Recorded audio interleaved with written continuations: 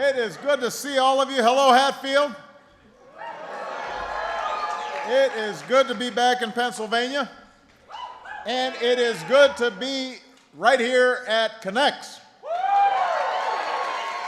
I want to thank Michael Arrington, Robert Glickman, and the inventor of Connex, Joel Glickman, for hosting me today and giving me a great tour. Where'd they go? Where'd they go? I want to stand up so everybody can see you guys. There they are.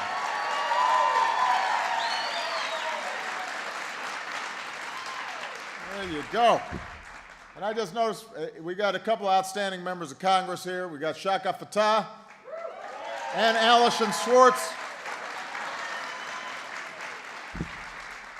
Now, I just finished getting a tour of the Connex workshop. I have to say, it makes me wish that Joel had invented this stuff a little sooner when I was a kid. Back then, you couldn't really build a roller coaster out of your erector set. And I also got a chance to meet some of the folks who've been working around the clock to keep up with the Christmas rush. And that's a good thing. You know, these guys are Santa's extra elves here. They manufacture almost 3,000 Connex pieces every minute. And every box that ends up on store shelves in 30 countries is stamped Made in America. And that's something to be proud of. That's something to be proud of.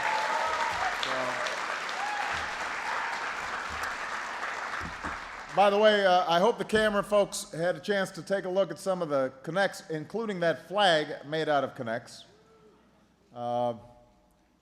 And, you know, Joe Biden was in Costco. He wanted to buy some of this stuff.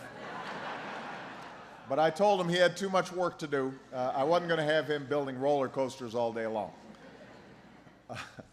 Now, of course, Santa delivers everywhere. I've been keeping my own naughty and nice list for Washington. So you should keep your eye on who gets some Connex this year. There are going to be some members of Congress who get them and some who don't.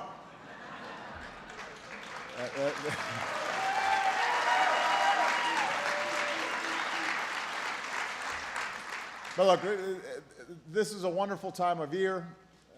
It's been a few weeks since a long election finally came to an end. And obviously, I couldn't be more honored to be back in the White House. But I'm already missing the time that I spent on the campaign, visiting towns like this and talking to folks like you. We love you. I love you back. That's why I miss it. And you know, one of the benefits of traveling and getting out of the White House is it gives you a chance to have a conversation with the American people about what kind of country do we want to be, and what kind of country do we want to leave to our kids. I believe America only thrives when we have a strong and growing middle class. And I believe we're at our best when everybody who works hard has a chance to get ahead. That's what I believe. And I know that's what the founders of this company believe as well. We were talking about these guys' dad, and who I understand just passed away at the age of 101, so these guys have good genes, in addition to inventive minds. And the story of generations starting businesses, hiring folks, making sure that if you work hard you can get ahead, that's what America's all about. And that's at the heart of the plan that I've been talking about all year. I want to reward manufacturers like this one and small businesses that create jobs here in the United States, not overseas. I want to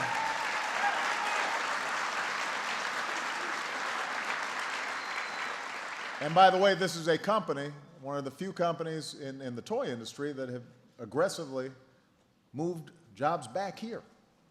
You know, that's a great story to tell. Because we got the best workers in the world and the most productive workers in the world. And so we need champions for American industry creating jobs here in the United States. I want to give more Americans the chance to earn the skills that businesses are looking for right now. And I want to give our children the kind of education that they need in the 21st century. I want America to lead the world in research and technology and clean energy. I want to put people back to work rebuilding our roads and our bridges and our schools. And I want to do all this while bringing down our deficits in a balanced and responsible way. Now,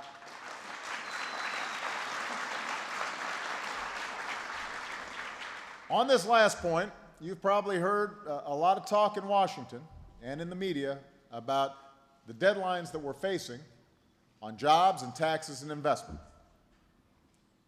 This is not some run-of-the-mill debate. This isn't about which political party can come out on top in negotiations. We've got important decisions to make that are going to have a real impact on businesses and families all across the country. Our ultimate goal, our long-term goal, is to get our long-term deficit under control in a way that is balanced and is fair. That'd be good for businesses, for our economy, for future generations. And I believe both parties can and will work together in the coming weeks to get that done. We know how that gets done. We're going to have to raise a little more revenue. We've got to cut out spending we don't need, building on the $1 trillion of spending cuts we've already made. And if we combine those two things, we can create a path where America's paying its bills while still being able to make investments in the things we need to grow, like education and infrastructure. So we know how to do that. But, in Washington, nothing's easy, so, there's going to be some prolonged negotiations. And all of us are going to have to get out of our comfort zones to make that happen. I'm willing to do that. I'm hopeful that enough members of Congress in both parties are willing to do that as well. We can solve these problems. But where the clock is really ticking right now is on middle-class taxes. At the end of the year, middle-class taxes that are currently in place are set to expire. Middle-class tax cuts that are currently in place are set to expire. There are two things that can happen. If Congress does nothing, every family in America will see their income taxes automatically go up on January 1st. Every family, everybody here, you'll see your taxes go up on January 1st. I'm assuming that doesn't sound too good to you. That's sort of like the lump of coal you get for Christmas. That's a Scrooge Christmas. A typical middle-class family of four would see their income taxes go up by about $2,200. That's for a typical family. It'd be more for some folks. That's money a lot of families just can't afford to lose. That's less money to buy gas, less money to buy groceries. In some cases, it means tougher choices between paying the rent and saving for college. It means less money to buy more Connects. Yeah. Just the other day, economists said that if income taxes go up on the middle class, people will spend nearly $200 billion less in stores and online. And when folks are buying fewer clothes or cars or toys, that's not good for our businesses, it's not good for our economy, it's not good for employment. So that's one path. Congress does nothing. We don't deal with this looming tax hike on middle-class families, and starting in January, everybody gets hit with this big tax hike, and businesses suddenly see fewer customers, less demand. The economy, which we've been fighting for 4 years to get out of this incredible economic crisis that we have, it starts stalling again. So that's one path. The good news is there's a second option. Right now, Congress can pass a law that would prevent a tax hike on the first $250,000 of everybody's income. Everybody. So that means 98% of Americans, 97% of small businesses wouldn't see their income taxes go up by a single dime, right? Because 98% of Americans make $250,000 a year or less. 97% of small businesses make $250,000 a year or less. So if you say income taxes don't go up for any income above $250,000, the vast majority of Americans, they don't see a tax hike. But here's the thing, even the top 2%, even folks who make more than $250,000, they'd still keep their tax cut on the first $250,000 of income. So it'd still be better off for them too, for us to go ahead and get that done. Families would have a sense of security going into the new year. Companies like this one would know what to expect in terms of planning for next year and the year after. That means people's jobs would be secure. The sooner Congress gets this done, the sooner our economy will get a boost. And it would then give us in Washington more time to work together on that long-range plan to bring down deficits in a balanced way. Tax reform, working on entitlements, and asking the wealthiest Americans to pay a little bit more so we can keep investing in things like education and research that make us strong. All right, so those are the choices that we have. And understand, this was a central question in the election, maybe the central question in the election. You remember, we talked about this a lot. It wasn't like this should come to anybody, to surprise to anybody. We had debates about it. There were a lot of TV commercials about it. And at the end of the day, a clear majority of Americans, Democrats, Republicans, Independents, they agreed with a balanced approach to deficit reduction and making sure that middle-class taxes don't go up. Folks agreed to that. Now, the good news is we're starting to see a few Republicans coming around to it too. I'm talking about Republicans in Congress. So the reason I'm here is because I want the American people to urge Congress soon, in the next week, the next 2 weeks, to begin the work we have by doing what we all agree on. Both parties agree that we should extend the middle-class tax cuts. We've got some disagreements about the high-end tax cuts, right? Republicans don't want to raise taxes on folks like me. I think I can pay a little bit more to make sure that kids can go to college and we can build roads and invest in NIH so that we're finding cures for Alzheimer's. And that's a disagreement that we're going to have and we've got to sort out. But we already all agree, we say, on making sure middle-class taxes don't go up. So let's get that done. Let's go ahead and take the fear out for the vast majority of American families so they don't have to worry about $2,000 coming out of their pockets starting next year. The Senate has already passed a bill to keep income taxes from going up on middle-class families. That's already passed the Senate. Your members of Congress, like Allison and Shaka, other Democrats in the House, they're ready to go. They're ready to vote on that same thing. And if we can just get a few House Republicans on board, we can pass the bill in the House, it will land on my desk, and I am ready. I've got a bunch of pens ready to sign this bill. I'm ready to sign it.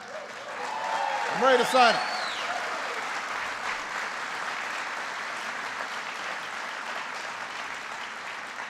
There are no shortage of pens in the White House. And I carry one around for an emergency, just in case. Just waiting for the chance to use it to sign this bill to make sure people's taxes don't go up. But, don't thank me yet because I haven't signed it. I need some help from Congress. So the key is, though, that the American people have to be involved. It's not going to be enough for me to just do this on my own. So I'm hopeful that both sides are going to come together and do the right thing. But we all know you can't take anything for granted when it comes to Washington. Let's face it. And that's why I'm going to be asking for all of you to make your voices heard over the next few days and the next couple of weeks. I need you to remind members of Congress, Democrats and Republicans, to not get bogged down in a bunch of partisan bickering, but let's go ahead and focus on the people who sent us to Washington and make sure that we're doing the right thing by them. So I want you to call, I want you to send an email, post on their Facebook wall. If you tweet, then use a hashtag we're calling My2K. not Y2K, my 2K. All right? Because it's about your 2K in your pocket. We're trying to burn that into people's minds here. So, in the meantime, I'm doing my part. I'm meeting with every constituency group out there. We're talking to CEOs, we're talking to labor groups, we're talking to civic groups, I'm talking to media outlets, just explaining to the American people this is not that complicated. Let's make sure that middle-class taxes don't go up. Let's get that done in the next couple of weeks. Let's also work together on a fair and balanced, responsible plan so that we are paying our bills. We're not spending on things we don't need, but we are still spending on the things that make us grow. That's the kind of fair, balanced, responsible plan that I talked about during the campaign, and that's what the majority of Americans believe in. So I'm hopeful, but I'm going to need folks like you, the people here in Hatfield and here in Pennsylvania and all across the country to get this done. And lots riding on this debate. This is too important to our economy, it's too important for our families to not get it done. And it's not acceptable to me, and I don't think it's acceptable to you, for just a handful of Republicans in Congress to hold middle-class tax cuts hostage simply because they don't want tax rates on upper-income folks to go up. All right? That doesn't make sense.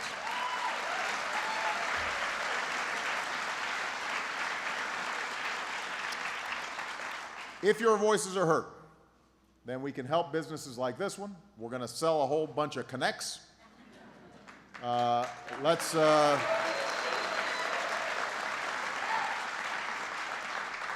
give families all across America the kind of security and certainty that they deserve during the holiday season.